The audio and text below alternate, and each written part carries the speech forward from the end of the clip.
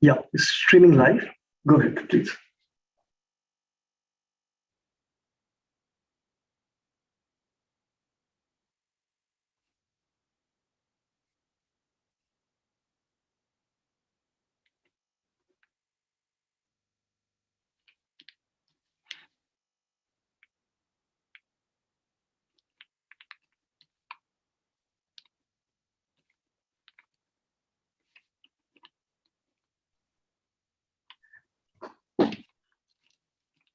Yeah, Madhuresh, Yeah. Could you start? Yeah. Okay, thank you, and welcome everyone to those who have joined, and welcome everyone to the EU-India Summit.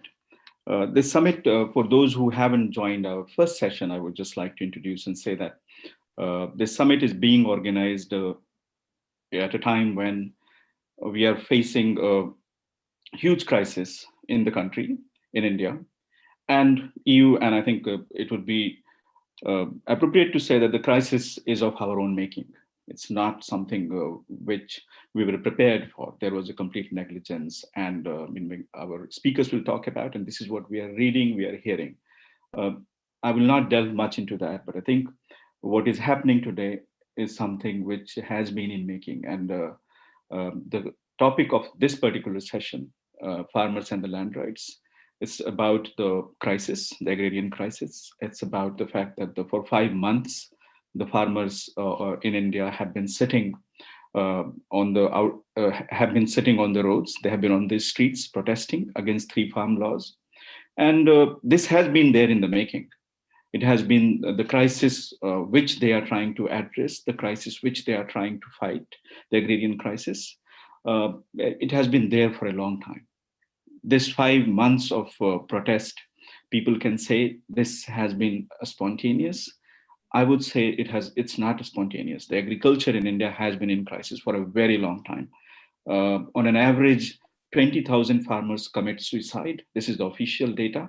So many deaths are not recorded. And as we are seeing with the current pandemic, which is unfolding, that the data from India is spurious. We are trying to suppress something which doesn't give a good image. So the 20,000 a year death of the farmers committing suicide, that's an underestimation. Though it's true that the farmers and the farmers' movements, they have not taken the agrarian crisis lying low. They have been protesting against it. Before this phase of the farmers' movement, which has started in the country, before that, since 2014, and even prior to that, there was a big struggle around the land acquisition in the 2004 to 2014, where the massive dispossession, which was unleashed following the neoliberal policies, big infrastructure projects. There was a big debate and discussion around that, and there were massive protests leading to finally repeal of the colonial land acquisition law 1894 and a new law coming in. Since 2014, the farmers have been on the street for various things, including the debt and the minimum support price and a number of other issues. So this discussion, this particular panel is going to look at state, the land development, the fact that there is agrarian crisis, and there is resistance to it. Now, in EU-India Summit, somebody would ask and might ask, why are we talking about this? We are talking about this because today Indian agriculture, unlike every other aspects of the economy, is intrinsically linked to the international global trade and the international market. The 3 laws which have been brought in and the farmers are protesting against, these are the laws which will further integrate the Indian farmers and the farming sector to the international market. At the table of the EU-India Summit, which will happen next week, there is a discussion about the agrarian trade.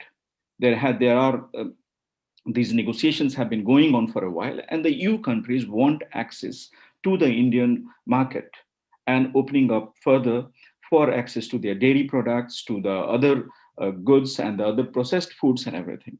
Now, what should be the terms of cooperation? What should be the terms on which two countries can collaborate? That we are trying to talk about and look at these different aspects. And related to that, that the EU countries and India, there is a big cooperation around the investment. We all know that every investment brings massive amount of, it requires massive amount of resources. And resources, when I say it's land, water, forest, coast, there is a big investment in the India infrastructure sector, be it the industrial corridors, special economic zones, petrochemical, petro investment regions, and others, where various countries are involved. They are all investing into these projects. Then there is also the new, I would say not very new, but at least something which has acquired a great focus, which is the concept of blue economy. And under the rubric of the blue economy, France is one of the countries, and then Holland and other countries are very much interested in development on the coast. When we talk about development, and I think coming from where I am coming, my own background, I would say when we talk about development, we cannot only talk about development, it's development and destruction, development induced displacement, because the India's history of development is fraught with in the displacement narrative in the country. So these, both of them go hand in hand. So all this investment into development and infrastructure projects are also a tool for big resource grab. And I think we cannot just have a cooperation looking at one side of the coin. We have to look at the other side of the coin. And I think this is the larger context in which we are having this particular panel. My name is Madhuresh Kumar, and I am national convener of National Alliance of People's Movements. I have been at the forefront of many of these struggles which I talked about in India. And I have with me fellow panelists, three wonderful people who have contributed immensely to understanding of our in understanding of what the land related problems or land issues in the country are. So I have Nikita Sud. She's an associate professor at University of Oxford.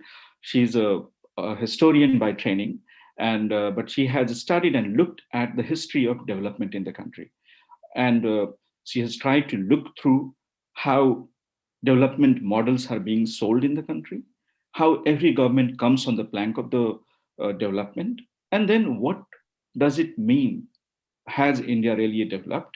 Has the development model, which we have tom-tommed as the model for development to be followed by every other state, has that really succeeded? I'm talking about the Gujarat model.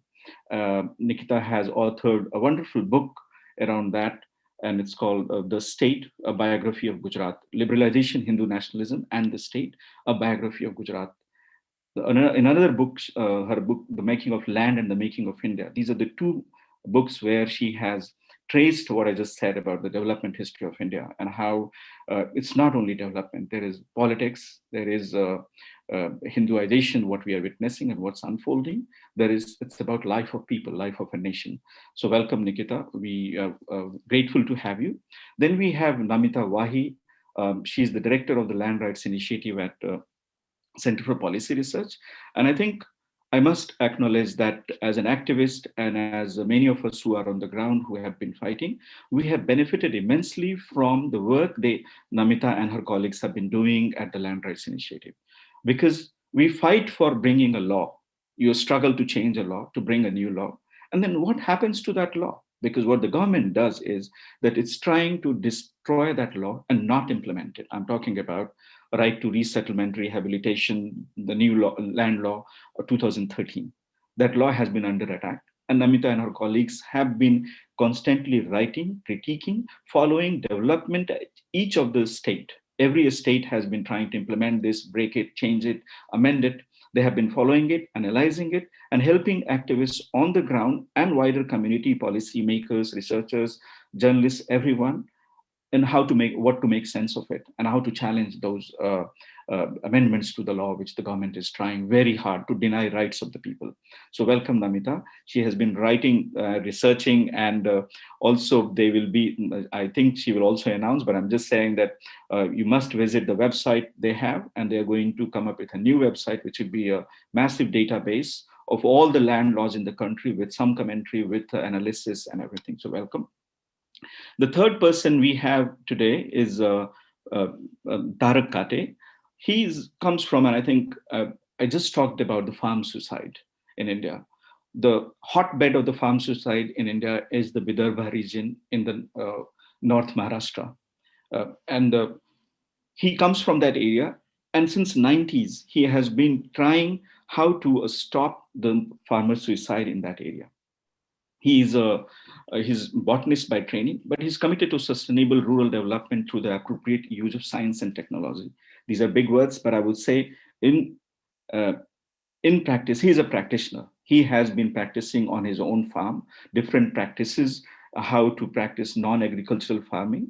But then what he has been doing is he's talking about uh, ecological reform. He's talking about ecological revolution. We talked in 70s about agrarian revolution. That agrarian revolution took farmers to a very different direction. We might have more food today on our plate, but it has poisoned our rivers, it has poisoned the land, it has poisoned the air, and the farmers have entered a debt trap and also a death trap, as we know in many cases. So he's talking about ecological revolution.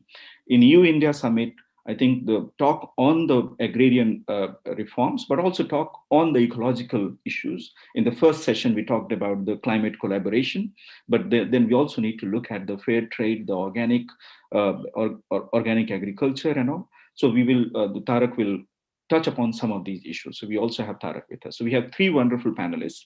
We will start with Nikita, and then we will move on to Namita, and then we will end with Tarak. I would urge those who are in the panel that we will take questions and answers afterward. So please do write your questions and answers, and we will, if it's specifically to someone, then please mention that. If it's just to in general, then you can also note that. If there are certain references which you want to share, if there are also some contacts, or if you want to do that, then please feel free to share that as well. Something which we can benefit from, others can benefit in the panel. Thank you very much. So now, Nikita, please, over to you.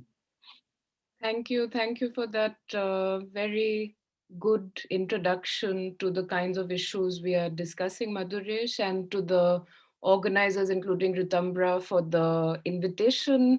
There are lots of high-level meetings between, politicians, government officials. So it's important to have a parallel discussion like this one. And I think these kinds of discussions should play into how countries collaborate, people to people interactions rather than sort of top down ones. And I think questions of land and agriculture are central to how people should be speaking to each other across national boundaries. So I'm happy to be at this event. I think it's a fantastic initiative, and more power to the organizers.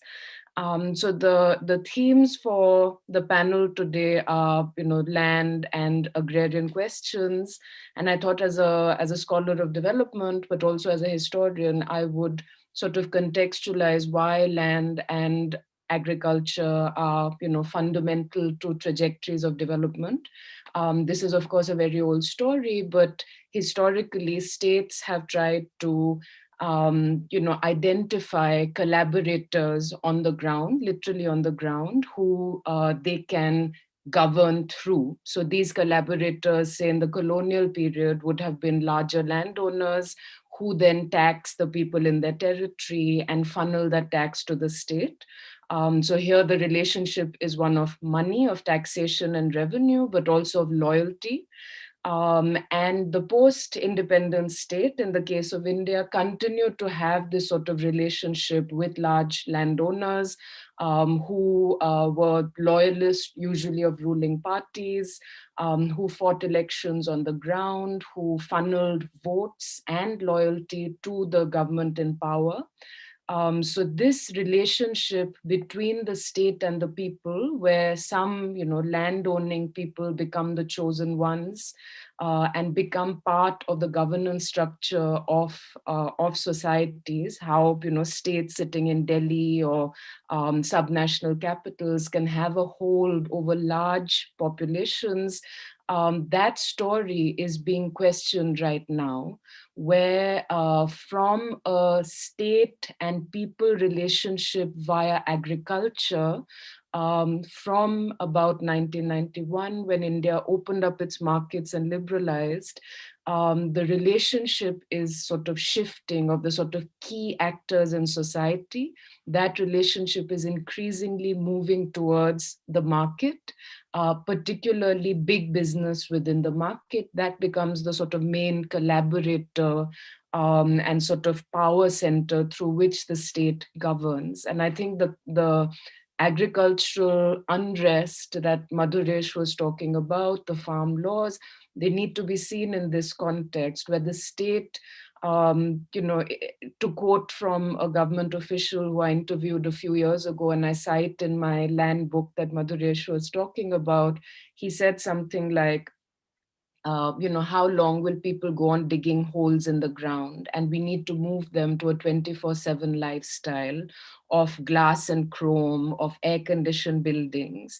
So that's the vision that the state is harboring right now, where development is no longer about, in quotes, digging holes in the ground or agriculture, but development is really symbolized by glass and chrome and fast-paced, largely urban lifestyles.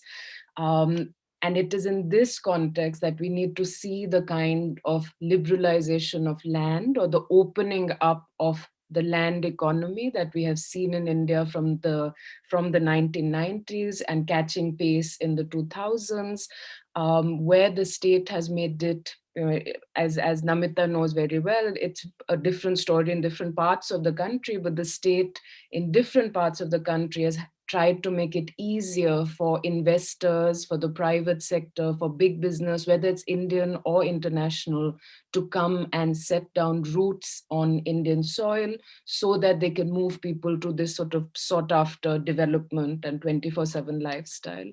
Of course, the missing bit here is that 70% of Indians are still dependent on agriculture, either as landowners, and that land has got more and more splintered over time. So the vast majority of Indians own what government figures call small to marginal land holdings of 2.5 acres, of 1 acre, so very small land holdings. But that land economy then brings in various landless laborers and other ancillary activities, which means overall something like 70% of Indians depend on agriculture one way or the other.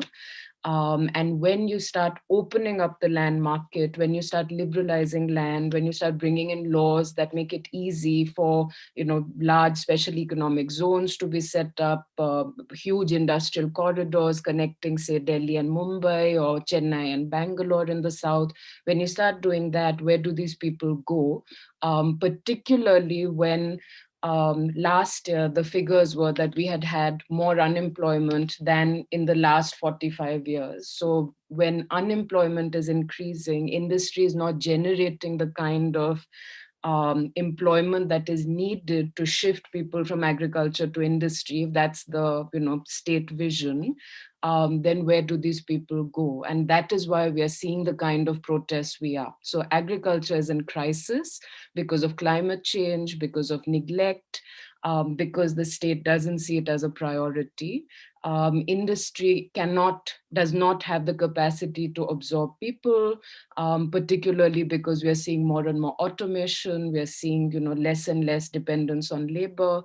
And what you have is one-sided push from the state to move people out of agriculture, to get them off the land so that this land can be freed up for bigger, better things in the vision of the state, and nowhere for these people to go once they are thrown off their land.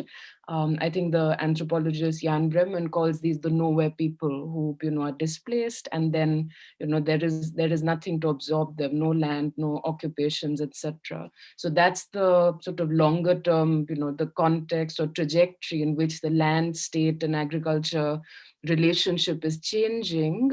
The more immediate context, of course, which is why we're seeing these huge strikes in and around Delhi, but also in many other parts of the country, is that in the middle of the pandemic, when India was in lockdown starting, I think, 24th March 2020, the government brought in an emergency ordinance to, shift the rules around agriculture even more on this larger marketization agenda that they're in.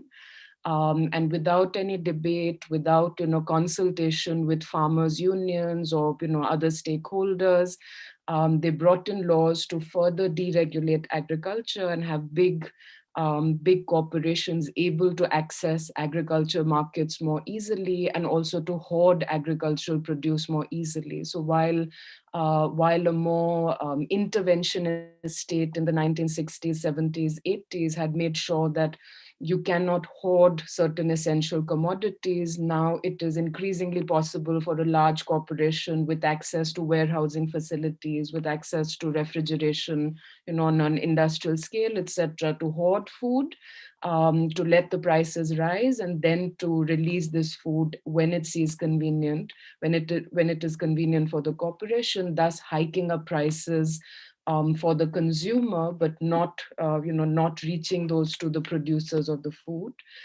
So right from June of 2020, farmers in states like Punjab in North India have been protesting what they see as laws that will finish off their livelihood even more. So while you have a long-standing crisis of agriculture, which is manifested in things like farmer suicides, because of water table declining, because of very faulty access to credit with increasing input prices. So there's a long story of an agrarian crisis. They see this as a sort of further nail in the coffin of agriculture, which is why you have these huge protests all over the country, particularly in North India, where farmers have made representations to their representatives in parliament, have sat on the streets, have had rail roko, or sat on railway lines and prevented trains from plying from one part of their state to another. And finally, on the 20 in November 2020, they have made their way to the national capital, which is Delhi, to really have themselves be heard, because clearly they have not been heard, and the government has in a very top-down way tried to ram these laws through. Even in parliament, when these laws were finally discussed in September, so they were brought in via emergency ordinance in June 20 with very little discussion. Finally, they made it to parliament in September 2020. But the speaker did not allow a show of hands where opposition can be seen to these laws. He insisted on a voice vote, where of course there was pandemonium. So we only have to assume that these laws passed with a majority saying yes. The opposition says that is not the case. They were just not allowed to express themselves. But with all this sort of pushing down on the popular voice, around these fundamental changes in agriculture, that is why we have seen what many observers have called the largest people's movement in the world. On the 26th of November, by some figures, there was something like 250 million people striking or contributing to a nationwide strike called by unions, farmers groups, etc., from all over the country. The state, of course, was typical to its form. It pushed back against this sort of popular uprising against its own laws. We had horrendous figures of farmers being hosed down by police people, of trenches being dug on national highways, so that farmers who were driving or walking behind tractors into Delhi, which is of course their country capital as well, not just the seat of the government. They were prevented from entering Delhi. Force was used against people. So the result is that from November 2020 to this date, you have large numbers of farmers, very old people, women, children, young men, all sitting on the streets around Delhi, on the borders of Delhi, because they haven't been allowed into the national capital other than in very police sort of ways. And what they are doing is trying to be seen publicly, occupying public space, and trying to be heard as an alternative to this 24/7 lifestyle model, this, glass and chrome development that the state wants to push down there in our throats. And they are, of course, being seen as a disruption to development, as a disruption to common citizens, because they are literally camping out on the streets. And now, of course, they are being seen as super spreaders of COVID, and there is every attempt to break the farmers' movement. I don't know where this movement will go. Initially, there was some it's about 11 rounds of discussion between the government and representatives of farmers.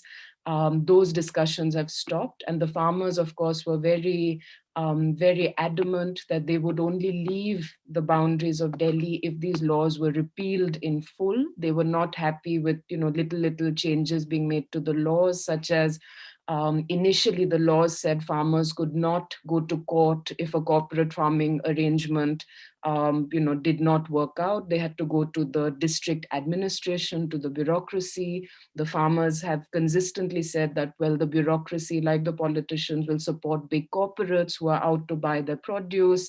They are not going to be speaking for, the little man in the farm.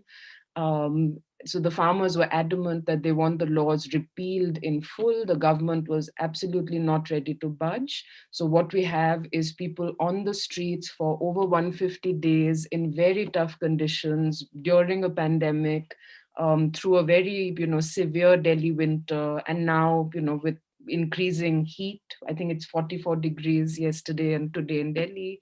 But these people are literally camping on the street as an assertion of their right to public space, to ideas of development, to have a say in what development should look like. They clearly don't subscribe to the story of development being 24/7, glass and chrome lifestyles. They have a very different idea of India and their place in it.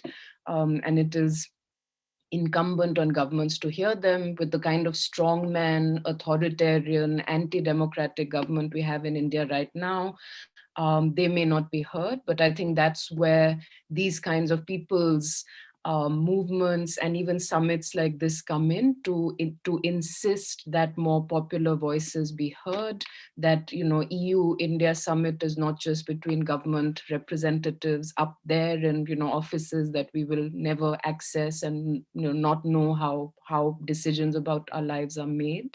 And I think it is in these popular interactions on the street, like we're seeing in Delhi and around, but also here in forums like this, where alternative ideas have to be put forth, alternative models of development that are less top down and less unequal, they have to be discussed. So I think Madhuresh asked the speakers to reflect on what does a summit between people in the EU and India do.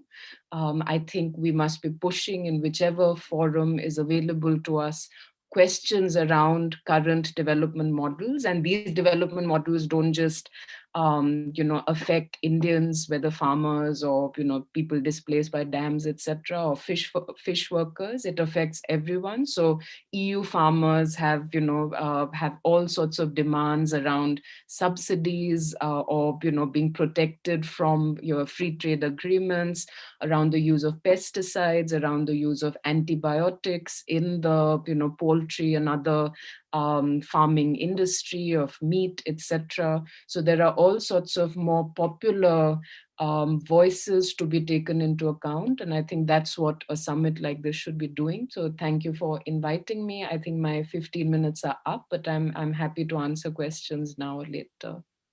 Thank you. Thank you. Thank you very much for, I think, setting up the context of the current crisis and the protest. I have posted some links where people can follow that up. And I think it would be good to mention that, so within the organizers, some of our friends in US, when the farm protests were happening, what they said that, okay, what India is trying today, this has been tried in United States or in other Western economies much before. So what has happened to the farmers there? They took, I think they have traveled some 5,000 kilometers in US, Bedabrata Pen and Sisti and one more colleague. They went around US talking to the farmers, and they have found astonishing accounts that how farmers have been pushed to suicide and how they have entered a debt of cycle. So even and it's crazy. The film will be coming soon. They'll be releasing it, and we hope to. I am hoping that we might be able to show it during the summit. But it's fascinating, and I think we don't have in the panel today from the European side. But I think in the EU as well, there have been instances where farmers are really struggling. I'm in France right now, and here I do hear that the farmers are undergoing the similar problems. We're talking about the big infrastructure and how that is leading to the resource grab. There have been numerous instances of struggles here as well. The ZAD movement, which is fighting with ZAD, that's another movement here in EU, where they have led protests against the big infrastructure projects, the airports and others. So there are, and you're right that the bringing people to people dialogue actually could be a meaningful way of collaboration and looking at that. So thank you for that background. Now I would request Namita to talk about and take us through the last bit, what we just mentioned about the infrastructure and how these rules and the laws, where do they stand? Thank you. So Namita, over to you. Good afternoon, everyone. Thank you, Madhuresh, Ritamra, and all the organizers of the EU and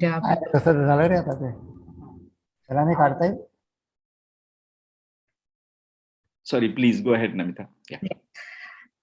Thank you, Ritamra, Madhuresh, and all the organizers of the EU India People Summit. I'm very pleased to be here. I think even as I speak and even as we gather here to talk about the issues and agendas for collaboration between EU and India on a people-to-people basis, we are in the midst of a horrific tragedy that is unfolding in every house and on the streets, on the hospitals, in the hospitals and in the crematoriums of this country. It's a tragedy of unimaginable proportions. But I think that this tragedy, which has engulfed the entire world, and you know, the virus that is causing it, has also brought to light the fact that, you know, we are connected to each other as people, that the barriers of nationality, religion, race, ethnicity, caste just do not hold. And I think this is a moment in time when we need to come together as people and come together, you know, as human beings in a sea of humanity, helping each other to sort of overcome this huge crisis, which is, you know, not only horrific right now in India, but because India is so big and its ramifications are going to be so immense for the rest of the world. It's wonderful to see the assistance that is coming in from different countries in various shapes, sizes, and forms. But I think this assistance is necessary not just for India right now, but for the world, because if you don't contain it, the virus here, we're not going to be able to contain it anywhere else in the world. And I think for that reason, this people-to-people connection is super important, as Nikita also mentioned. And I think that this summit is very, very timely. I also want to mention that, you know, although much has been written about how the Indian government has been unprepared and actively led to reasons that may have caused this crisis to assume these proportions, the truth of the matter is that even without a global pandemic, India is not prepared to meet the health needs of its population. So just to put some figures out there, India's total expenditure, government expenditure on health as a percentage of GDP is just between 1 to 2% for the past decade on an average, and it's actually closer to 1.5% than it is to even 2%. This is very low, not just compared to the expenditure of developed countries like in the EU on health, but it is also way lower than what similarly situated income countries like Brazil and South Africa do on health. And so, you know, we were not prepared for meeting the health needs of our population to begin with. And I think that that's really important, because what we find is that in a country like India, which is 1.3 billion people, but 37% of the population is below the poverty line, there is a vicious cycle between poverty and health. So on the one hand, poverty leads to poor nutrition, leads to poor health, and health expenditure, because the government is not spending enough, is going to push people into poverty. So what we are seeing right now, the crisis that is unfolding, is not just the devastation and the loss of lives at a huge scale, but this is also going to push the people of the families, even of those who died or those who survived, into further poverty because of the amount of money they are having to shell out for health expenditures. And that is the case of the ordinary Indian on a regular basis. And therein lies the story of the debt cycle and the vicious trap that people come into, and where, you know, often people have to sell off their land to support these expenses that are simply not available to them because there isn't a established welfare system. And land is a very important resource. It's not a commodity. It's a very important economic, social, and cultural resource to which people's individual and community identity, history, and culture are deeply associated with.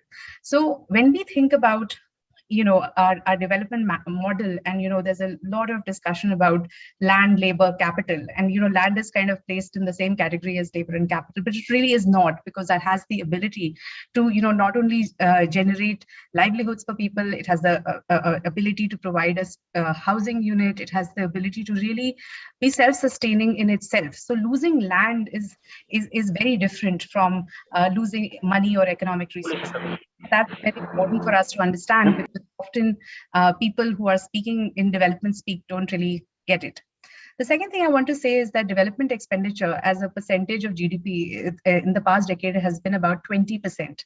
And much of the EU-India partnership and collaboration on infrastructure and other investments fall within the kind of activities that are done as part of development expenditure. But as I've just highlighted, the focus has largely been on infrastructure, physical infrastructure. And while nobody is denying the need of roads and bridges and electricity for our population, we need all of that. But at the same time, there has been very little push on social infrastructure, like health and education. There's been very little collaboration between the EU and India on building schools and hospitals for the people of India and in other parts of the world. And I think that is something that, you know, I think this pandemic in great measure is putting on the agenda of not just India, but the EU-India's collaboration and all across the world. And I think the Sustainable Development Goals do give us some insight into what this collaboration should be going forward.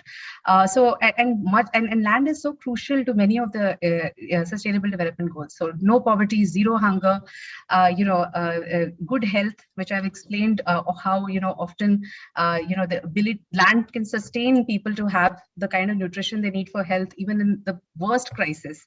And we saw that during the lockdown, and, you know, migrants, who had come to urban areas for work, they all went back because they knew that even for 6 months, they could survive on the land that, you know, they have in their villages, or, you know, take up some occupations there, that it provides a mode of survival even in the worst of the crisis. So land has to be treated in a very special manner, and any deprivation of land has to be seen in that manner, because it pushes us back on all our goals, on hunger, poverty, health, education, everything. Now, coming to the laws and regulations with respect to land, Nikita has already mentioned the 3 farmers' laws that have been the immediate trigger to, you know, cause the protests that have been at the borders. And this is no ordinary protest. It is the largest protest in human history, is what was reported. And but, you know, this trigger was sort of like the trigger, like the thing that lit the fuse on a ticking time bomb. And that time bomb is, you know, fueled by resentment and distress and distrust of the government with respect to land policy over the past so many decades. And, you know, we are finding ourselves in a strange situation where the elected government is making a law that the people are protesting against in a mass way. On the other hand, we have a law that came about because of people's protests. They have 2 or 3 such laws. One is the law that Madhuresh mentioned, the Right to Fair Compensation and Transparency, Land Acquisition, Rehabilitation and Resettlement Act, which came into force in 2013. And we are now in 2021, but first by the central government, then by the state government, first by ordinance, then by state legislation, then by delegated legislation and notifications, and then just by executive non-compliance. The new protective provisions of this law have not been implemented. And the reason why this law was really important is because for the longest time, India was acquiring land for development projects based on a colonial law, the Land Acquisition Act of 1894, a very draconian law, which allowed the state to forcibly acquire people's lands without without giving a voice to them to participate in the process. Only title holders of the land could actually bring claims of objecting to the acquisition of land, and they could be the ones who could claim compensation. So, for example, if several people were dependent on the land for their livelihood, they had no say in the process, nor would they be compensated under the earlier law. And this is the case with land for which there is private title. This totally leaves out the people who are dependent upon common lands for their livelihoods. And, again, both Nikita and Madhuresh mentioned, so these are pastoralists, cattle raisers, fisher folk, indigenous communities like the scheduled tribes of India, which constitute 8.6% of India's population. All of these communities that are dependent, and fisher folk, and these are communities that are dependent upon the land for their livelihoods, but these are common lands on which the government in which nobody has private title, so the government just grabs them. And that is not just something that the government is doing in an ill-intentioned manner. It has been the official British policy, which has been continued by this government. As per the constitution, the Indian state succeeded to all the rights and responsibilities of the colonial state. And because we still have so many colonial laws on the books, and we did have, at least on land acquisition until 2013, this law, which was in existence for almost 120 years, this was actually sanctioned by law, what the government was doing. And, so on the one hand, we have a law which has come about through massive public protest and deliberation and participation. The law was being drafted between 2007 and 2013. And, it was in the works even before that, and that is not being implemented. On the other hand, as Nikita described, we have laws that were, that have been pushed through, rammed through, which are going to affect a huge percentage of the population. And the reason why this is happening is that, unlike at the time of independence in 1947, when 80% of India's population was dependent upon land and agriculture for their livelihoods, and also agriculture contributed more than half of India's GDP. Today, the situation is that even though still 60% of India's population is dependent upon agriculture and allied activities, it is contributing less than 25% of India's GDP. So what has happened is that, we haven't been able to, as Nikita said, and I think that is a fundamental contradiction in the development model itself, is that it privileges the urban over the rural, industry and capital formation over agriculture. So what has happened is that steadily agriculture's contribution has declined, but we have not been able to push enough people off the land, even if the development process had succeeded, which means that so many people depend upon agriculture still, but agriculture is in crisis and it cannot support them. And on the other hand, what we see is that, for example, land is acquired cheaply by the government. It's a forcible acquisition. They're supposed to pay market value compensation.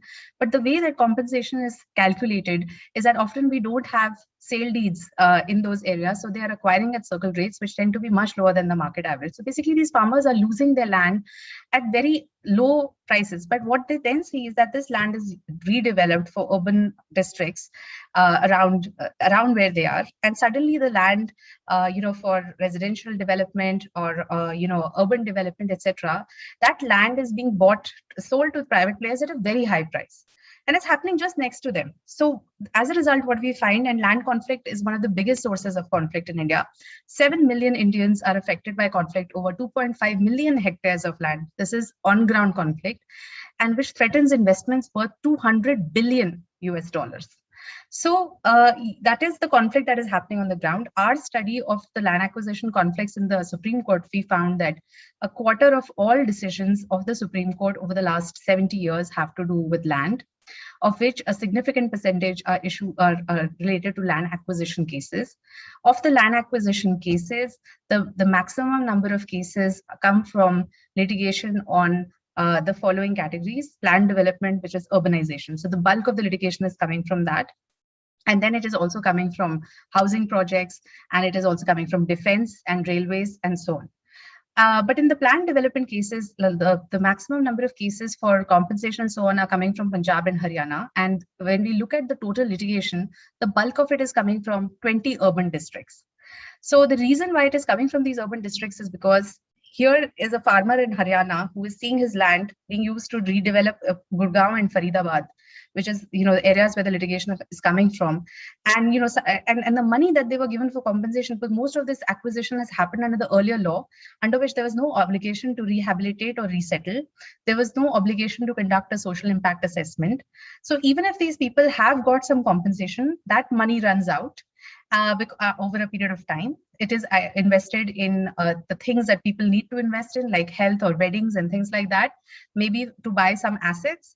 But after that, because you have not invested in skilling your population, India's expenditure on education is little over 3% of GDP. Again, way lower than what developed countries spend, and way lower than also similarly situated countries spend. So you push people off the land, you do not skill them. So they are not able to compete in your new market, job market that you're creating through your SEZs, through your industrial corridors. They are not going to be able to get the job of even a security guard in those places, because most of these people are not educated. For example, I was working in the Mundra port about 10 years ago and helping fishermen in litigation there. And the literacy rate, the average literacy rate in that population was less than 20%. So how are you going to grab their land for the Mundra port and deprive them of their only livelihood? The only skill they know is this pagadia fishing, that they wade into the waters and fish. Whatever SEZ you create, they're not going to get jobs there. So as a result, we have a huge crisis, and for the first time last year, because of the lockdown, very ill-planned lockdown, our economy went into a recession, and we've just about pulling back when we are at the midst of this horrific tragedy, and it's nowhere close to ending. So and the impact of this, not just on the it's not only going to scar the country forever. I think the kinds of scenes that we are seeing, but it is going to push more people into poverty, and I think it is going to make the achievement of the Sustainable Development Goals even more difficult. And so we have to be mindful of that. And I think here I also want to especially mention the scheduled tribes community. Again, as development induced displacement has not affected everyone equally. It has disproportionately impacted the scheduled tribes or the indigenous communities of India. They constitute 8.6% of India's population, but they constitute 40% of the population that has been displaced due to the construction of dams, mines, and in other infrastructure projects. And what is even sadder is the fact that a significant percentage of these people have been displaced more than once in their lifetime. And of the people displaced, only 25% have been rehabilitated.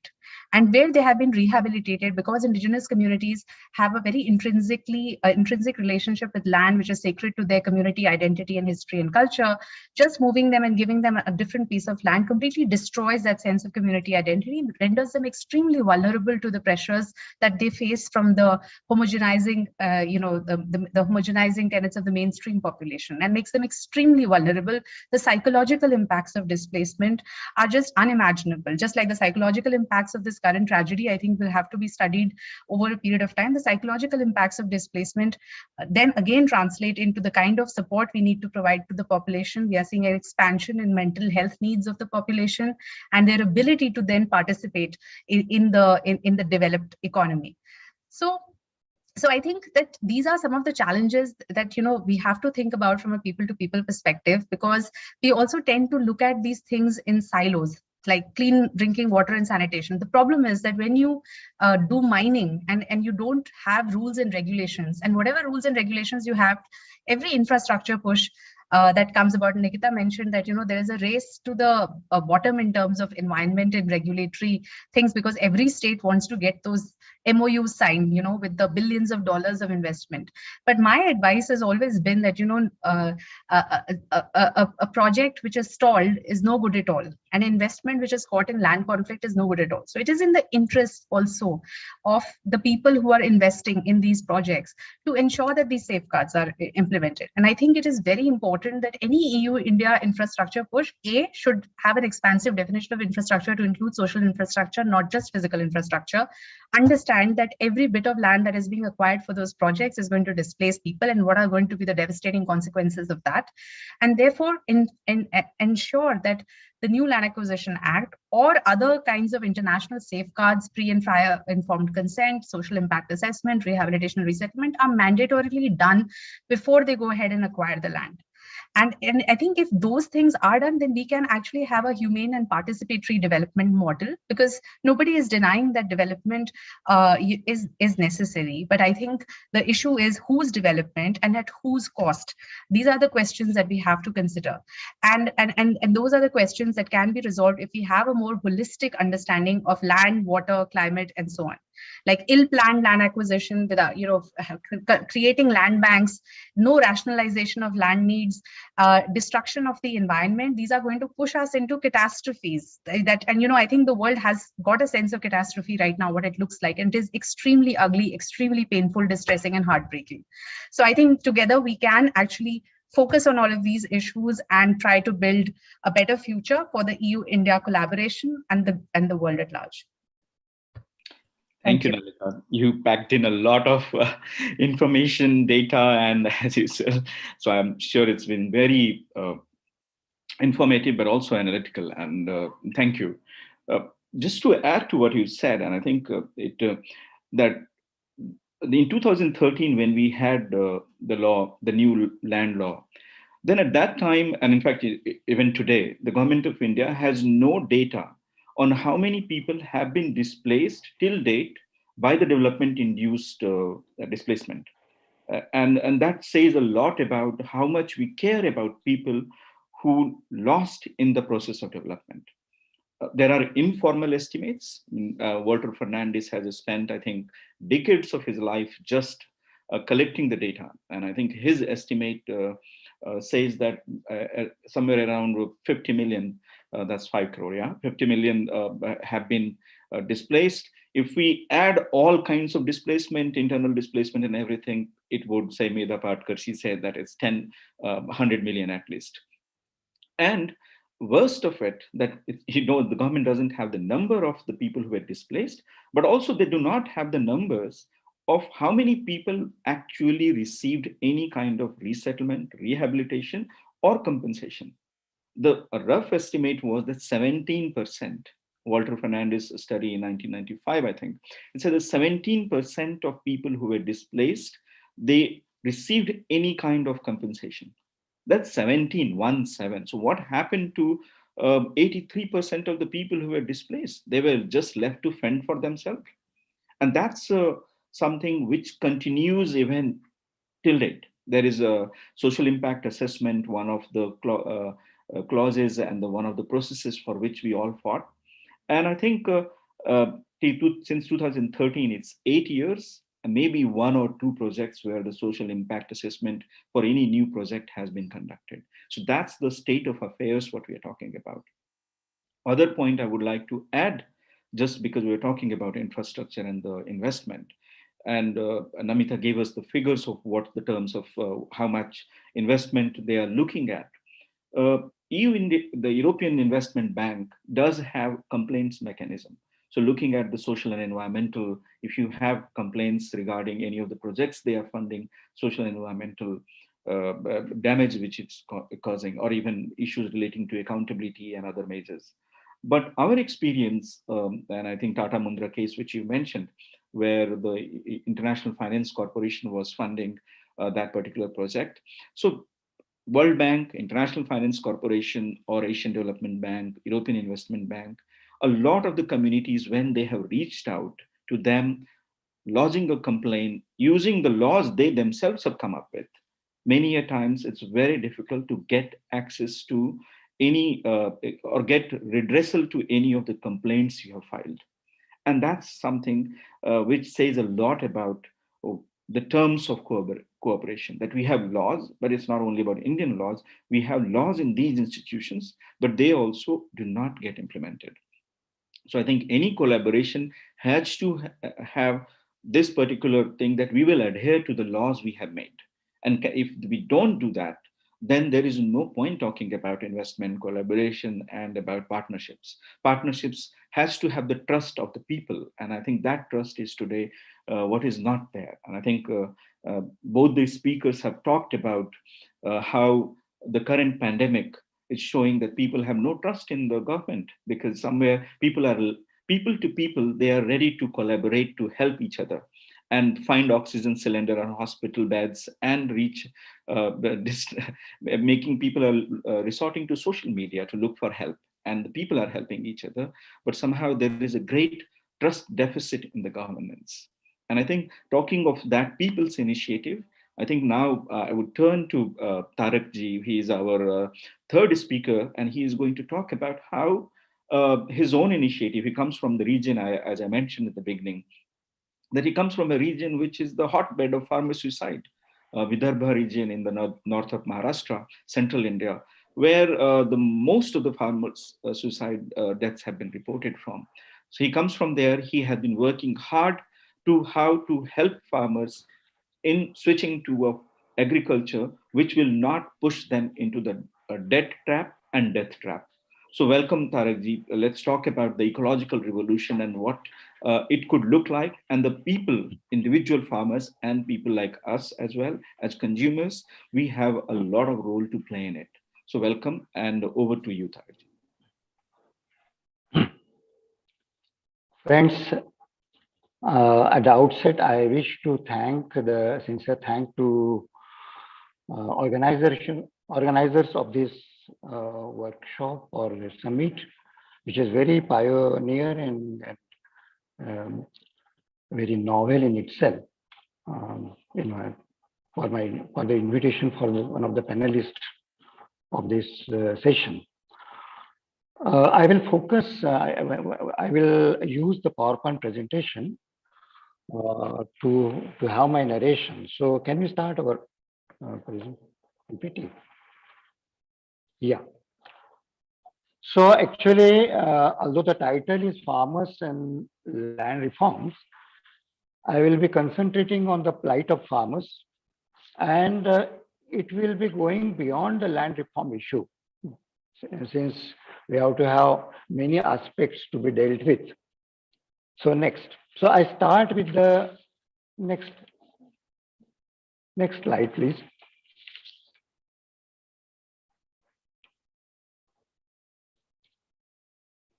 So I will start with the citation from Gandhi. I should like to slip out of the public gaze to bury myself in the farm and devote my attention to farming. So Gandhi was dreaming of becoming a farmer and devoting to farming operations and learning through it by tending the land. But in reality, if we consider that how many people in India now prefer to be a farmer, it is very pathetic answer it will be, because few years back, a study of the farmers was conducted, and 40% of the practicing farmers reported that they immediately want to quit farming if there is any other better alternative. So you can see what challenges are there for the farming as a profession or a way of life. Next slide, please. Gandhi, the view on the size, how much should be the optimum size of the land the farmer should have. So can you go to the, can you enlarge the slide a bit? Whoever is handling the PPT. No, can you blow up? Slide. Yeah. So he was of the view that the size of the farm should be able to subsist the earning of the farmer honestly, and the farmer should lead a dignified life out of whatever earnings they make out of farming. Secondly, he said that the land should also be able to manage cultivation of the variety of crops, especially needed by the family, and also to support whatever cattle he has. But what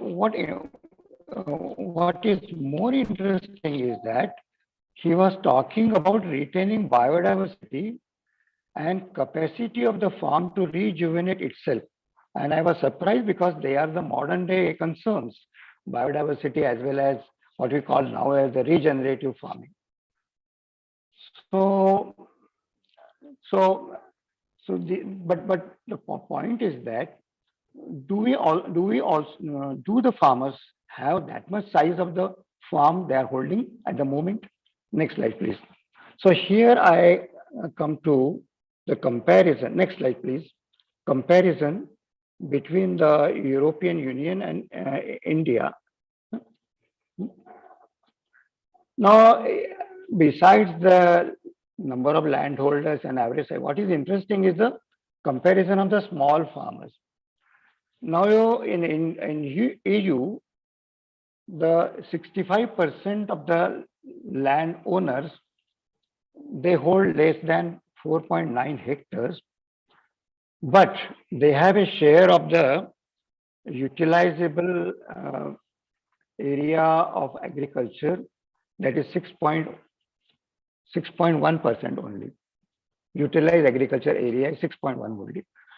And in India, it is the 86.2% of the farmers, they hold less than 2 hectares, and they hold an area of 47.3%, which is utilized as agricultural land. But their average land size is, if you consider among them, among these 2 hectare owner farmers, that is 0.6 hectares. It is very small and it is very difficult to not to talk about dignified earning from this small piece of land. Now there are medium level farmers, but I come to the large and very large farmers. So in India, the large farmers are those who are holding more than 10 hectares of land. Their number is hardly 0.6% among the total number of farmers, but they own 9.1% of the utilized agriculture area. But very surprisingly, in the case of EU, the very large farmers are holding more than 100 hectares. The percentage is very low, that is 3.3%, but they own 52.7% of the. So it is still, you can see the disparity in holding of the land. Next slide. Now here in case I want to show that in case of India, it is 34.5% of the land is irrigated, whereas in case of the EU, it is only 5.9%. The difference is because in India, the monsoon is restricted only for 3 months. So whatever annual rainfall is there, it is poured down only during that period. So it is mostly dryland farming. In case of EU, the rains, they intermittently come, and so there is less of need of external irrigation. And but you see that whatever water is used for irrigation in European Union, it is 47% of which is used in agriculture, whereas in India it is 80%. So and this is a major difference. But more important is we find that share of the GDP, India is still contributing 27% the GDP of the nation. In the 30-40 years before, it was contributing more than 50%, whereas the share is very, very low in case of EU. Labor force, it is hardly 10% labor force which is available in EU is engaged in farming, but in case of India, it is more than 58%. So very large number of people are still engaged in farming. And even the families you can consider, it is 10 times more in case of India. And the income is you see in case of annual income per individual farmer, there is a lot of disparity, but that disparity is obvious because of the better economic conditions of European Union compared to India. But when you see the difference between what is the average income of individual citizen of EU with that of the person living in the rural area, it is 12.5% less in case of the farmers. But you see that in case of in India, it is 8.21 times. It's not percentage, it is times.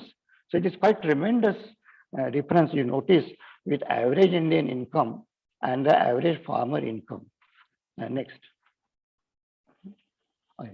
Next. So we see that in case of the land reforms, it was a major issue during freedom movement. After independence, it was concentrated it was concentrated on distribution of land. And but still we can see that only 50% of the land which was actually wasted out from the landlords was distributed among the poor. There were and only 20 million tenants are direct owners. Then there was a voluntary movement led by Wahi, who was the spiritual follower of Gandhi. And voluntarily people donated their lands to the poor people, first to the government, but still only half the land was distributed. So it is with this agenda is half done, and still we see that 43% of the rural population is landless. Now, next. What we see that there have been two major events in the post-independence era of the country. One of them was Green Revolution, and which was a package of high-yielding varieties of seeds and chemical fertilizers and pesticides. So there was a very good intention of the policymakers to use this technology to boost the food production, because our population, or the growing population, was reeling under the food shortages. But they never imagined, they never pursued what would be the ecological, economic, and social impact of the Green Revolution technology. Next. I will hurriedly go through these slides. You can see that soil deterioration, water pollution, low efficiency, increased salinities, loss of biodiversity, non-sustainability. These farms were not at all ecologically sustainable, or not sustainable at the moment also. Next. Economic impact, because the land was getting, the soil conditions were actually deteriorating, and the land becoming hardened. So the productivity was dwindling and the cost of production was increasing in order to cope up with that earlier level of productivity. So higher input, external input were pumped in. So low net profits, and there are high risk, because high external input and high risk because it's our farming mostly depend on the vagaries of the nature, that is monsoon.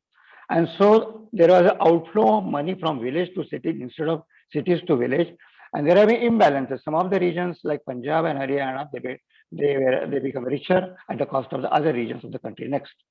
And the social impacts were more severe because there was more dependence on the market forces, reduced food nutritional security. We may be having ample amount of carbohydrates like say wheat and rice, but what about the other nutrients, essential nutrients required for the body development, or the mental development, like minerals, like vitamins, like proteins? Then we have a shortage of that. And so we find that 16% of the population is undernourished, and there is high health risk. We have become more prone to the diseases, increased indebtedness, and which led to farmer suicide. And there is increased out migration from villages to the cities and the towns. Next. And then there was a second agrarian crisis, which actually initiated in 1990 with the regime of globalization and opening of the economy to the world. And at that time, our small farmers, large majority of farmers who are resource poor, were not actually they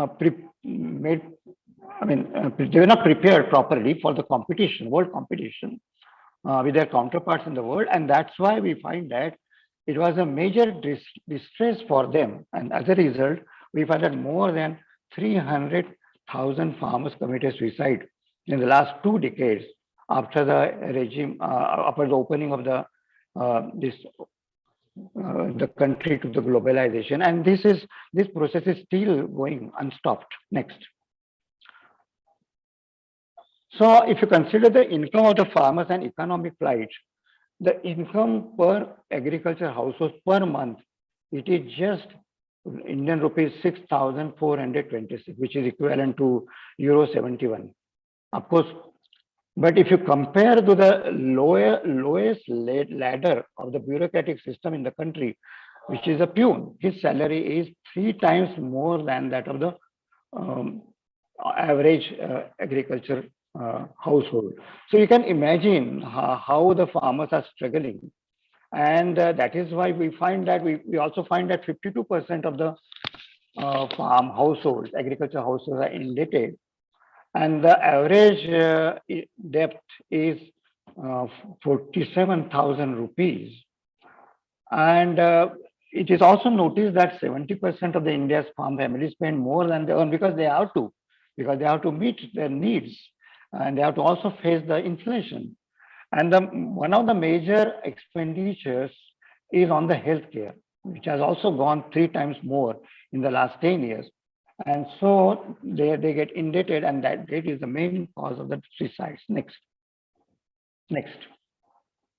So why the farmers are getting low income? One is the low land fertility due to poor soil health. One of the indicators of the soil health is soil organic carbon. It is said that in the tropical countries like India, the soil must have at least 1% of the organic carbon, which has now gone down to 0.3 or 0.4 or 0.3%. So this is a big challenge, that until and unless we improve the soil health, we cannot increase the soil fertility, and that is why the per unit area productivity cannot be increased further. And then there is a high cost of production. As I already mentioned, that they have to put more expenditure for procuring the external inputs, and unfair remunerative price.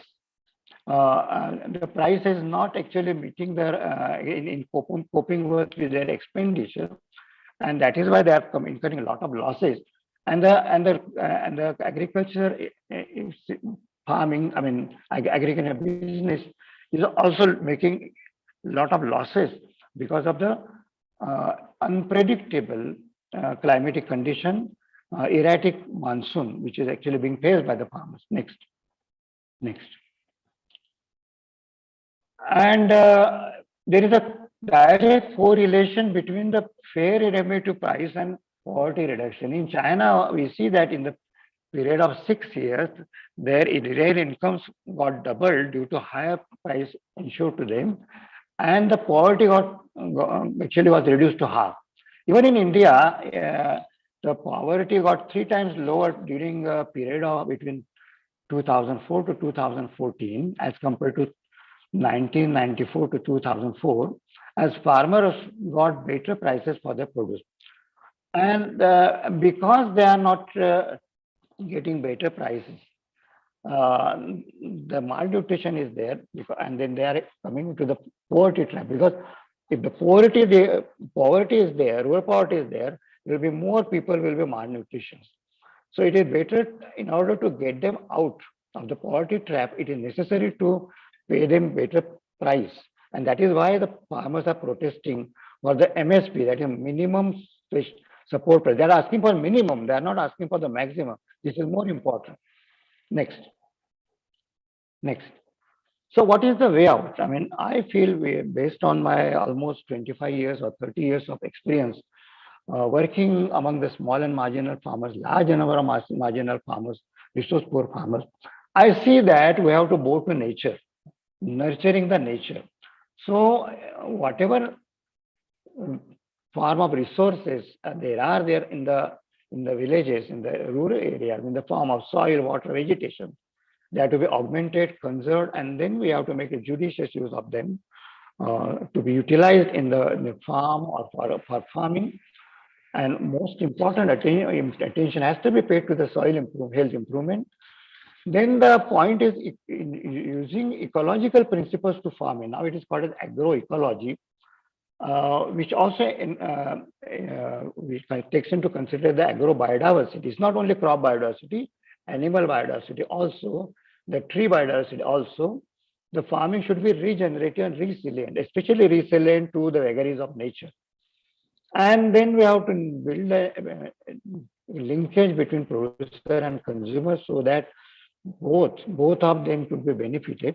So the producer get better price and consumer get better produce at a moderate price. And focus is not only to be on increasing the cash income, but on the quality of life and improving the livelihoods. And there are many innovative farmers in India. There are villages, there are organizations, they are working in this direction, and it's a very positive direction. Can put the examples for others. Next. Now, this is the last but one slide. It says, see, we started from the land reform, but there was a broader concept of agrarian reform, not restricting only to farm, but also other aspects of farming. And now there is, in the recent concept, is ecological reform. So you have to bring in ecology into farming system to lead to what is called as what is needed as a sustainable or stable farming system and the security of the farmers who are actually tending the lands. The last slide. Now, how EU and public collaboration? I mean, EU has a very rich and long experience promoting ecological, organic, regenerative, or any alternative farming, or whatever you name, non-chemical farming. So that could be shared. I mean, there could be exchange of ideas and exchange of experiences with the Indian farmers and say European farmers, and EU should help in this regard and taking a lead. Because mostly, generally, what happens that the collaboration is made between the governments. But we know that how the government system works, and especially the bureaucratic work. So there should be more commitment for interaction with the civil society groups, voluntary agency, and the farmers group. And I think in the pandemic, this is the lesson we have to take. And I must mention the last word, that even if our economy collapsed during the post-pandemic period, which has gone down minus 29%, but the agriculture saved the country with plus 3.8% of the growth and provided sufficient food, which was there for the people, poor people, when all the economic and all the activities were actually stopped. So it is extremely important and utmost need of the hour how to help the farmers and the farming community, who are a majority of the population of the country, 58.6% of the whole population living in the rural areas engaged in farming and providing largest of the employment to the people of the country. Next. Thank you very much. Thank you, Tarak, for taking us through. I think you not only gave a lot of information about the EU, and I think that comparative slide showing what the India and the EU farmers look like, I think that was very informative. We knew that the India has a big chunk of small farmers, but then to look at that, how there are similarities between these two countries. So thank you for that. Just on the question of when you asked in the first slide that today who wants to be a farmer, and in 2013, this is 8 years ago, P. Sainath wrote that every day on an average 2,000 farmers in India are exiting the agriculture sector. And when he was talking about 2,000 farmers, then he was only talking about those who were actually engaged in the farming, but not about because there's a big expanse of people who are dependent on the farming. So I'm sure that that number must have gone pretty high, but also it's a big chunk of farmers who are quitting constantly the farming. So thank you very much for taking us through that journey. I mean, it would have been good to also listen to some of the work you have been doing on the organic and how you have worked with the farmers in Vidarbha. But I think we'll have to wait for a next seminar or to visit your farm. Tarak ji has invited us to anybody who can go. He lives in Wardha in Maharashtra. So you can visit the farm and see the work with the farmers he's doing. Now I would request, there are two questions which have come in, and I think if there are more, then please feel free to write that and share that here. There are two questions. One is about, is there no data or farmers, or if the farmers were not committing suicides before Seeds of Green Revolution were sown in India of 1960s, because with most of the data which is coming is from post 1995. So I would request if somebody wants to address that question, Nikita, Namita, or Tarakji. And there is one question about the laws that the British government brought into India were put in place to favor the colonialists, which is true. But then why did the Indian lawyers or the Indian government continues to use those laws? And I think that is something maybe Nikita, you want to address, or Namita, because it's about, we know why they did, and the development, it's very related to the development trajectory. So over to, I'll ask Nikita first to answer, and then we'll move to Namita, and then again to Tarakji. Thank you. I enjoyed all the talks, and these are interesting questions to think about. Why do we continue using laws that seem so flawed and were brought in for a colonial project, which is a controlling project? It wants to control space, it wants to control populations. We are, or at least we were till quite recently, living in a, what used to be called the largest democracy in the world. So why are we carrying on with colonial era laws like the Land Acquisition Act of 1894 till it was changed quite recently in 2013? I think one possible explanation, drawing on scholars like Gramsci or Partha Chatterjee, is that India at independence had something like, what has been called a passive revolution, where one set of elites gave way to another. So you had the British civil service giving way to the Indian civil service, but it was, and sort of, very elite on the whole, politicians giving or rulers giving way to another set of elites who carried on with the sort of control of space and people that these laws ensured. So the state needed to have eminent domain where it can go and just acquire any land for a supposedly public purpose, even if that land had to be then passed on to private entities like firms.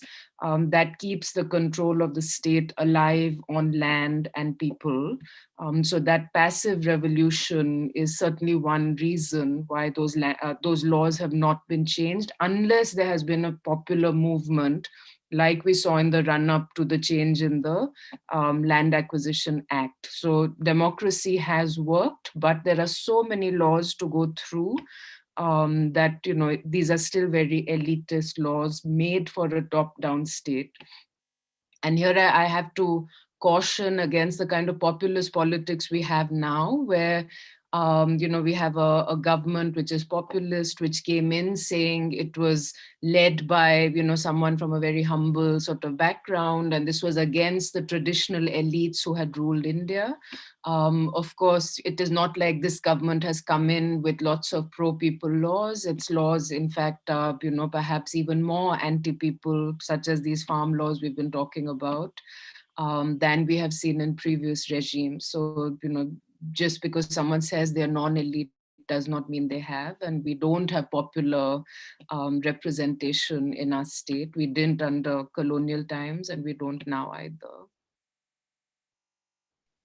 Thanks. Namita, would you like to take any of these questions? Yes. Thanks, Madhuresh, and thanks to all the panelists. Really enjoyed all the presentations. I think I have a slightly different response from Nikita to the question. I think that there are two things that I would like to say. The first is that, the very idea of development, the development discourse, is a product of the post-World War, Second World War period. The idea that we can actually do something to bring about development is something that comes during that time.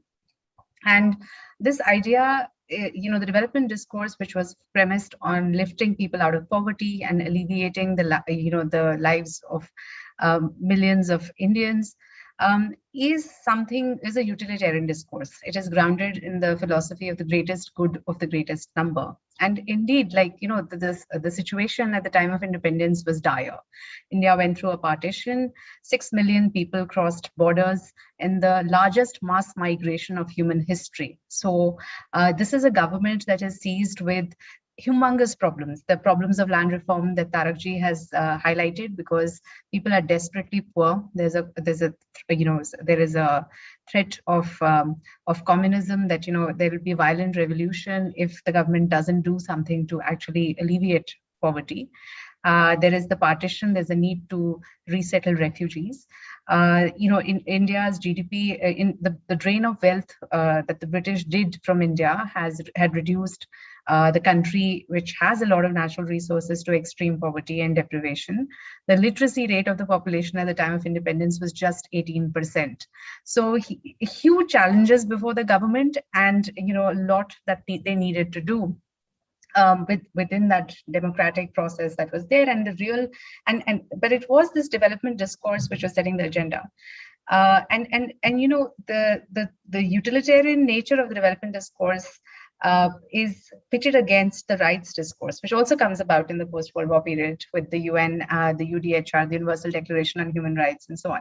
So when we say that we are going to deprive a person of their land, we are taking away their rights, but we are doing this for the utilitarian good of the greatest number. And that discourse is so hegemonic in not just India, all developing countries. Development is a good thing.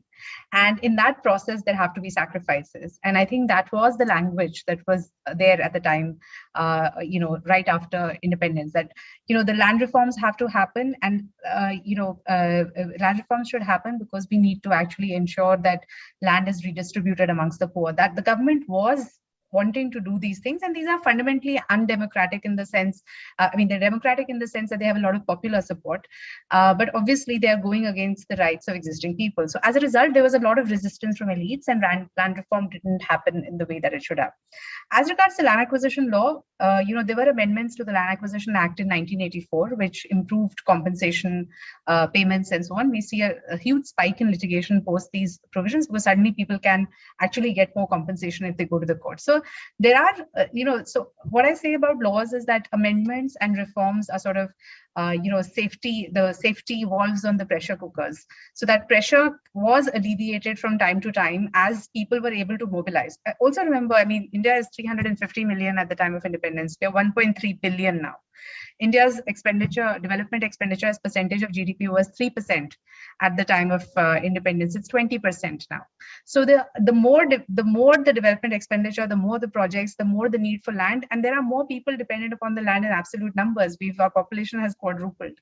So some of these things have become intensified now, but of course there has been mobilization of people even before to push against these things, and there have been small victories that have come about over a period of time. Even with respect to the indigenous communities, it took much longer because these are the more, these are people who are outside the mainstream of society. They were way more marginalized. And so it took a lot longer for them to even sort of come up. So I would say that India is a heterogeneous society. Definitely there were issues about, elites and, resisting social reform. But I think, change doesn't come in a day. And I think there was some emphasis on bringing about reforms, but lots of things to stall them. And not enough realization that this hegemonic development discourse, where development is a good no matter what, and that it trumps all other contexts, whether it's environment, whether it's rights. I think that hegemony we have had throughout. And I think now we are seeing more mobilization pushback against it, because partly because the earth as a resource cannot sustain all of these pressures. So somebody has mentioned about how there's been a poisoning of the land across the subcontinent thanks to the Green Revolution and the use of and overuse of pesticides and insecticides and things like that. And so it's partly like the earth itself is not able to sustain in terms of what we are seeing. But also, as Nikita mentioned, we have over a period of time seen greater centralization, destruction of democratic institutions, which we have, in this particular regime, we are seeing that, but we've seen that over a period of time, as a result of which that the safety valves of a democracy, whereby, democracy is a majoritarian rule. Not everyone's voice is going to be heard, because you don't need, and you don't even need in a first past the post system that we have in India, you don't even need like 50% of the votes to actually be the government. Actually, the present government has about only 40% of the votes. So 60% of that silent majority, if your parliament, that's the space where opposition opposition politics and parliament should function. But if parliament is not providing that space for that resistance, then what do you do? So then all you need to do is to manage to win votes and win elections, and certain combinations and numerical calculations can get you there. But as a result, because that oppositional voice is not being heard, so it's being heard in protests on the ground. But if those protests are also silenced, so that's the reason why, you know, these reforms are not able to take place. Partly because it's hard. It was hard to redo 300 years of British rule. Right after independence, there's a lot that needs to be done. There were many local challenges to the reforms that were introduced. There have been some successes, even in the case of the scheduled tribes. What we demonstrate is that a lot of good things were introduced, as a result of which we are at a point where they were able to get the Forest Rights Act. But so it's not as if like nothing was done, but it's too little. And it's little, and it takes time for democratic mobilization to happen. And that is why in this moment, the sort of shutting down of democratic mobilization is particularly worrisome. And something that we need to connect with on a people-to-people basis. We're not seeing that just in India. I mean, up until last year, we were seeing that even in the United States and in other countries. And we're seeing this in Europe, we're seeing this in Hungary, in Turkey, and so on. So I think we have to connect together as people so as to ensure that, we have some consensual decision making. Of course, we have different groups of people with different views and opinions, and that's how democracy works, is that we bring all these competing interests on the table and we work out compromises. So we need to have those democratic institutions working not just in India and in the EU, but all over the world, and also to have those safety walls on the pressure cooker, so that we can actually release the protest into meaningful action, and that action can be implemented on the ground. The last point I want to say is that even when you make progressive laws, and this is an issue also that the other speakers mentioned, implementation on the ground is extremely poor. So when you sign MOUs for investments and you say that all the laws are being applicable, I can give you an example from my own experience as a litigator. And I was actually litigating on the Mundra port, not on the Tata Mundra project, Madhuresh, but on the big Mundra litigation, which was against the Adani group. And you can make as many laws of environment as you can, and at that time we did have progressive environmental laws. Of course, last year the draft EIA notification is trying to even eviscerate those environmental protections. But what do you do if it is mandated that you have to have a public hearing? In the public hearing, the villagers say that they don't want a law. The public hearing is conducted in Gujarati, and then in the minutes that are recorded in English, you completely change what was said. So it is not just the fact that the rules are not being implemented, there is active subversion. If you do an EIA assessment report, which is being done by a government agency, but the report is paid for by the entity that actually wants to have the plant. And in the report, they are misstating the latitude and longitude of the project. So obviously it is okay to have a project in A place, but in actual fact, the project is in B place, which is a tsunami sensitive area, and you're giving it a clear chit. So, I mean, there is rot across the down the line, and that is the sort of reform, the sensitization, the capacity building of the state, as well as, I always say that in India, it's not just a problem of incapacity. There is a huge problem with incapacity. It's also unwillingness. When we have to mobilize, we can shut down a country of 1.3 billion in like 4 hours notice, right? And when we don't want to do something, then we are not able to control even riots that happen. So unwillingness is also a big part of it, and that unwillingness comes from the colonial bureaucracy. So I do think that the parliament has done progressive things. I think the courts, to a great extent, have been progressive. The problem is, that they haven't been progressive enough. But with respect to the bureaucracy, we have inherited a colonial bureaucracy. So you can make as many positive laws that you want, but if the bureaucracy has a colonial mindset. So the Forest Rights Act is now 16 years old. It was passed in 2006, so it's 15 years old, but it wasn't being implemented. You pass the Land Acquisition Act, the bureaucracy doesn't want to implement it. And there are complicated factors at play there. So what you need is, there was no political will also to implement that law. But even when political will is there has to be bureaucratic will as well. And that can only come through capacity building, sensitization, training of the government, of the bureaucracy, to ensure that these progressive laws are actually going to be implemented. We have a situation where the manuals, the administrative manuals of the government have not been updated in many states since colonial times. How are these people? They don't even know. Okay, so if the Supreme Court, for example, many of the changes on compensation that the Land Acquisition Act had made, they were things that the Supreme Court had said in its judgments consistently since the 90s. but nobody is updating the administrative manual and telling the collector on the ground who's actually doing the land acquisition that the law has changed pursuant to the Supreme Court judgment. So he's still going to follow the old law. The matter is still going to end up in conflict. The matter is still going to go to court, or there's going to be a conflict on the ground. So we need to ensure that the bureaucracy is trained, that there's capacity building, and that they are sensitized to the issues. They are sensitized to the need for change. I have done some capacity training programs at the National Institute for Defense Estates Management. And at the start of the lecture, there's a huge amount of pushback because they are seeing it from the point of view of that they have to acquire land for the government and there is difficulty. So I have to put it across to them that, look, if you were on the other side, but you will not always be in government. You will at 60, you will retire. And if you're on the other side, and if your land is being taken, how would you feel about it? That kind of sensitization, that kind of training programs is important. It does help to change the mindset. And that is where the focus has to be. We can't stop at changing the laws. We can't stop at writing the MOUs. We have to go down and actually ensure that they are implemented. And we have to assume as a default that implementation will be poor, and that implementation, even there will be a subversion of the implementation as well. That has to be, expected and therefore factored into whatever collaboration we are trying to do. Thank you. Tarak, would you like to add to the questions what have come in? Unmute. Certainly, I'd like to answer.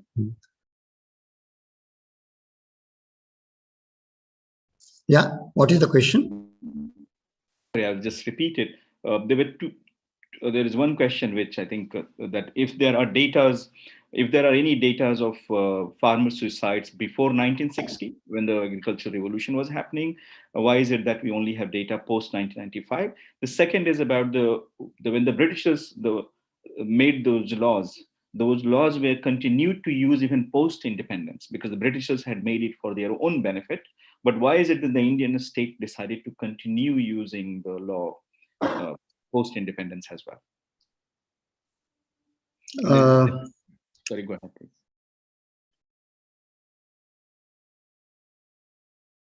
No, I don't have any data about what was the state of farmer suicide before green revolution technologies were actually embraced by India.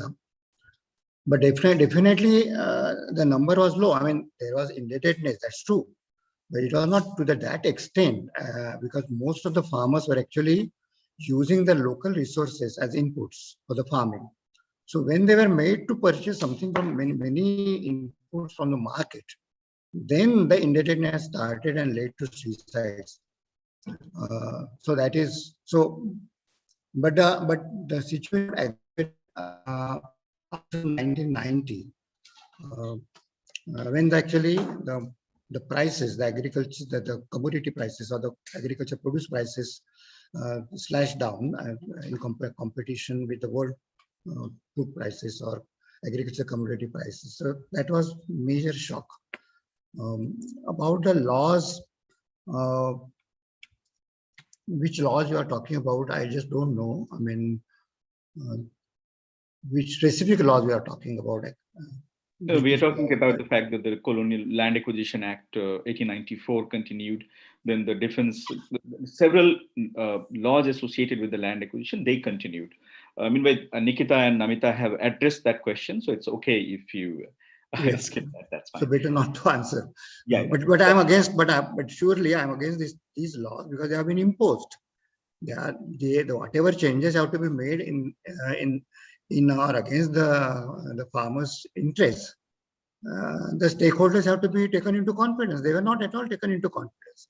You say that we are making the laws for your welfare, but you have not asked me whether they are in my welfare. That is a very basic question, no? So, and I have written an article in Marathi how they are actually against the interests of the farmers. So that is the point. I mean, on the face of it, actually, they are going to favor the corporates. It's very clearly seen. So, no question about the laws. Thank you. I would just add to, I think, some of the questions which have come in. The fact that the data we have as far as on the farmer suicide, it's coming from the National Crime Records Bureau. They have been recording data post-independence since 1950, 51 or 52. But the fact that they have not been recording the farmer suicide specific data, it only started getting recorded post 1995. There is a reason to it. So, the separate categorization of the farmer suicide started happening only in 1995. The reason is that it's sometime around mid 80s, and the Indian neoliberal reforms process, it said that it started in mid 80s. And then 1991, 92, when the economy gets opened up and all of that. And it's also in the 1980, 84, 85, when P. Sainath is the one person who starts writing about the agrarian crisis and the suicides. His famous book, Everybody Loves a Good Drought, actually brings out this calamity of farmer suicide and the death trap and all of it. And then it becomes a big issue sometime in the early 90s, especially with the neoliberal reforms. And under the pressure, and when it starts getting talked a lot, then in the mid 1995, the NCRB starts recording. Before that, there were individual researchers and organizations who were tracking this data, and they did have some data. So if you look into the EPW and the others, then some of the agricultural works, there you will find the data about that. So the farm suicide was happening, but a centralized data at the national level was not there. It only started in 1995. There is another question which has come in. The question of managing excessive workforce in agriculture sector has not been discussed. That's true. And I think that's what one of the things which is being discussed and talked about, that there is something fundamentally wrong with our development model. Because I think what Tarakji's presentation showed, that we have a huge population engaged still in the agrarian sector. Roughly 66% of India's population is still within the agriculture and agrarian related sector. And that's why, in fact, many of the people, movements, or even others who have been asking, they're saying we need to talk about the question that self-reliant villages and assisting with the village economy, the investment into the village economy is what is needed. And the way the government has been doing is that it's pushing more market and the more capital intensive investment in the agriculture sector and mechanization and all of that. So which is only going to push more and more people out of the agriculture sector. So I think there needs to be a fundamental rethink around that. And I think this has been being talked about, a lot have been written about, but I don't think there is a political will around it. Because somewhere, I'll just come, yeah, I think, because there is a ideological coherence from the left as well as on the right within the political parties. They have all agreed that the neoliberal reforms or the marketization is something which is going to actually make India or lead India out of the poverty or the mess it is in. So I think there is an ideological consensus around it, and something which prohibits them from taking or talking about any action which will create actually gainful employment for India's workforce. Nikita, you want to add, because we have run over 12 minutes. So I just, yeah, Nikita. Please. Okay, I'll be very brief. As someone who is at a university, I have to sort of, push back against rulers across parties sometimes who have, a lot of skepticism about the value of, education, universities, expertise, thinking, etc. But, unfortunately, we have a very old-fashioned idea of development that we are ramming down people's throats. So in the 1950s, 60s in Europe, there was what was called a big push from agriculture to industry, where labor was being moved from the agriculture sector to industry. But at that time, industry was growing in European context. What we're trying to do now in India is recreate that big push where we are creating conditions in agriculture, say via these laws, where it will be less and less possible for people to go on, sustaining themselves in agriculture. Already we know that that is not happening. There's an oversupply of labor, and there is not enough to do in agriculture, and certainly land is very scarce. But where is the industry that these people go to? So we are creating, or government policies creating conditions where agriculture is contracting, but jobs are not being created in industry. So we are doing what the Europeans did in the 50s and 60s without the conditions, which is where you have people, in economists, etc., pushing for basic income, where when people are taken off agriculture because it is not sustainable to have such a large amount of the population in agriculture, they cannot just be sent onto the streets, because that is, you are just satisfying the demands of industry for resources, not of the agriculturists who are being pushed off the land. So you need to find something for them to do, which is where your point about sustainable development in villages comes in, or the basic income argument. All that has been pushed aside. So we're only, trying to meet the needs of the market and big industry, and not looking at this in a holistic way, with a very old idea of what development should be. And I think you're perfectly right that we are not looking at the conditions are very different. And I think India's population at this moment, what Namita brought in, is extremely high. And it's not possible to actually, that the manufacturing industry, and somebody has mentioned artificial intelligence, Nahid has mentioned artificial intelligence and mechanization, and the impact it will have on farm workers. Farm workers, yes, but also it will have a huge impact on the current manufacturing, the way it is going on. So I think we are only pushing ourselves to the further crisis. And it's not, doesn't look like that we are ready to take a step back and think that how can we have actually look at the ecological way of dealing with this particular crisis. Namita, you want to add something? Yeah, I think Nikita brought up a very important point. And I think one thing that this EU-India summit can think about, and we have seen this in this crisis also, the fact that the rich countries haven't really carried their weight, whether it is in terms of distributing vaccines or technology transfers. And I think that is a problem with the development of industrialization capacity in the developing world. And this was something again that was in the whole big push thing. Technology transfers was a big part of that thing, and that was the divide between the developing world and the developed world. And unfortunately, we still see that today. We see that with the fact that the intellectual property, on intellectual property for development of vaccines, there was a divide between the developing world and the developed world, with the developed world not refusing to do away with intellectual property protections so as to speed up the vaccination process. And I think that is something that we are really going to we need to address on a people to people level. Like, do we want to hold on to these distinctions between which separate and prevent the developing world to actually realize the big push in the same manner that the developed world did? Or do we want to actually enable the developing world to achieve that as well through technology transfers, through know-how? And I think one of the goals of the EU-India collaboration is research and innovation. And I think that research and innovation should not just extend to, it's great that people like us can go and get research and innovative knowledge abroad, like we've all studied abroad, etc.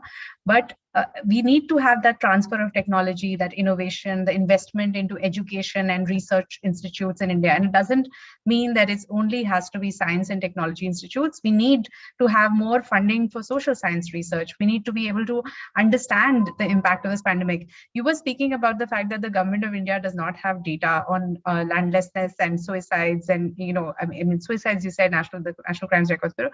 The government had no data on migrants.